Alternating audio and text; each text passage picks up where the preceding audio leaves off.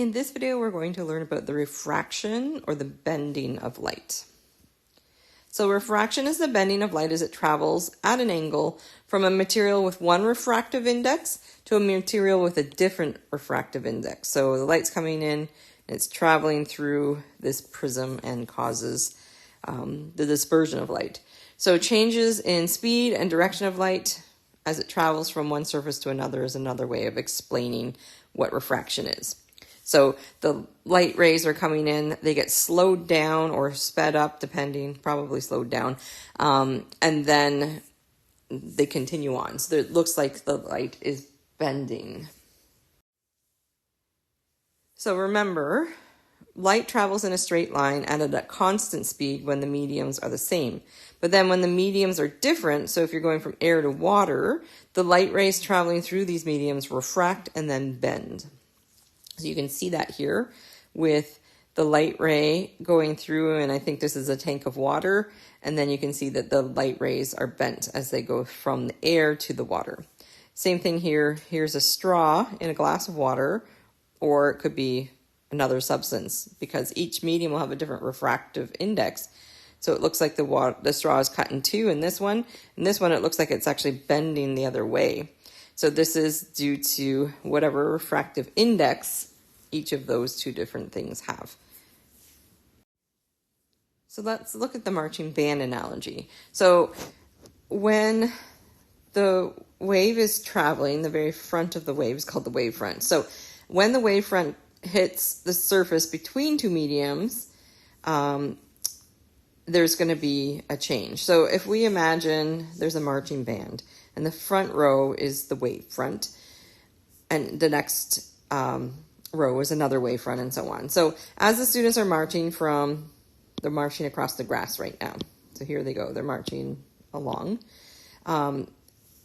This blue section represents mud. So they're going across the grass and then suddenly step into a big pit of mud. They're going to slow down and get stuck and then start moving more slowly. So that causes a bend in the lines as the people stumble, and then a change in direction. It might be a slight change in direction depending on how muddy it is, but that would be an example of how light refracts. So FERMATS principle is actually used to determine the exact path of light. So you can actually, if you know the two different mediums and their refractive index, you could actually mathematically calculate how the light will bend and whether it will bend inward or outward and so on. But basically the principle states that light follows the path which will take the least amount of time. So the path of least resistance. So it'll travel through the first medium, and then when it hits the other medium, it's going to find the easiest way to move through. So it might be on a slight angle from the original.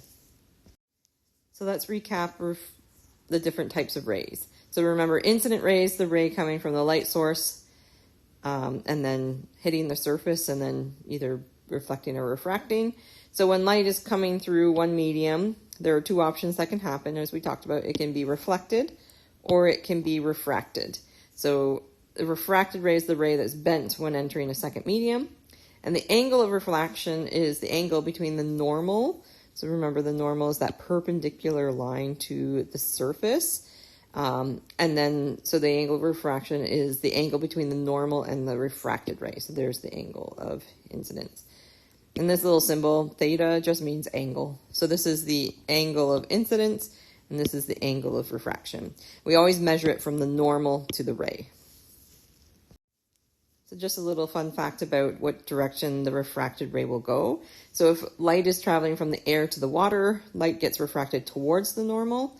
And then when it's traveling from water to the air, it gets refracted away from the normal.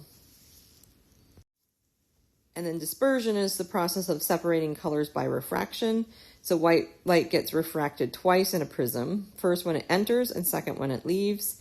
And each light color wavelength travels at different speeds, except for when it's in a vacuum. So a vacuum, there's nothing to slow things down, so there wouldn't be that dispersion. Instead, the light gets, because it travels in different speeds, red to violet, you're going to end up with the bending and the dispersion of the light rays, so that you end up with the visible spectrum. Red light travels the slowest, and violet light travels the fastest.